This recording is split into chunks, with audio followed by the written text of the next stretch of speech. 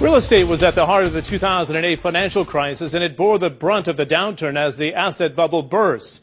In the Gulf, where the economy is heavily dependent on the property business, prices have fallen between 25 and 50%. And with analysts warning they could fall further, some projects have been delayed and others shelved altogether. But Lebanon is bucking that trend. In 2009, over $1 billion worth of residential and commercial projects were launched.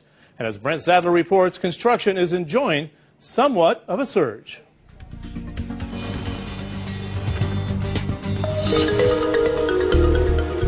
In Beirut, they're building as if there is no tomorrow.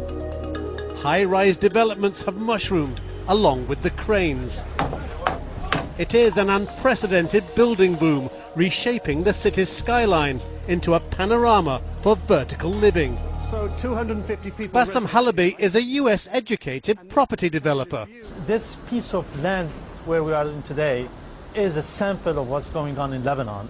High density, high rise, low density, everything is taking place at the same time. And there is a rich menu of choices aimed to please hungry buyers and tempt ambitious investors. Real estate in Lebanon was undervalued, so everybody ran to Lebanon to cope up with this increase in prices, which are now comparable to the market across the region. The hyper real estate sector coincides with a period of relative calm in Lebanon's unpredictable and sometimes violent politics. Only 2 years ago, deadly gun battles erupted between rival political parties. And in 2006, a full-scale war with Israel wrecked much of Lebanon's infrastructure and damaged its economy. Yet, incredibly, even when the bombs were falling, people were buying. The land that we bought in 2006 has appreciated in value tremendously. The demand on the apartments that we are building is fantastic.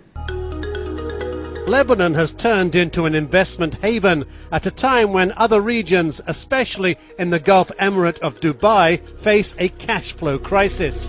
Dubai was mostly a speculative market. Lebanon, on the other hand, is very much of an end-user market. People are buying for their own use. The luxury properties, though, are unaffordable to most Lebanese. It's wealthy Lebanese expatriates who made their fortunes overseas or clients from oil-rich Gulf states that snap up the high-end properties.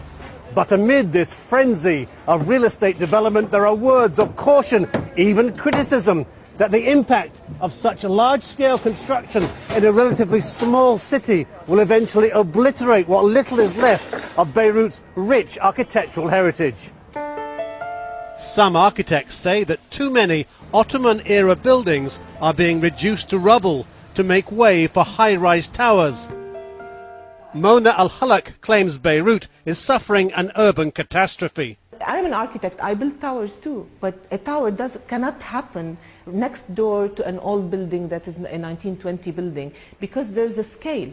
It's not because the tower is nice or the building is nice. Together they don't go.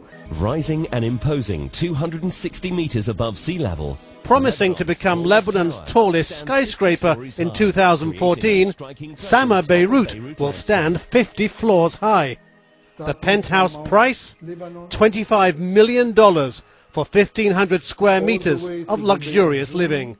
You can make money, you will be able to make money, but you have to make sure that this city survives the requirements for infrastructure and the requirements for environmental sustainability. Beirut's many makeovers span 5,000 years of civilization. Grafting modernity onto millennia of history remains a work in progress. Brent Sadler, Marketplace Middle East, Beirut.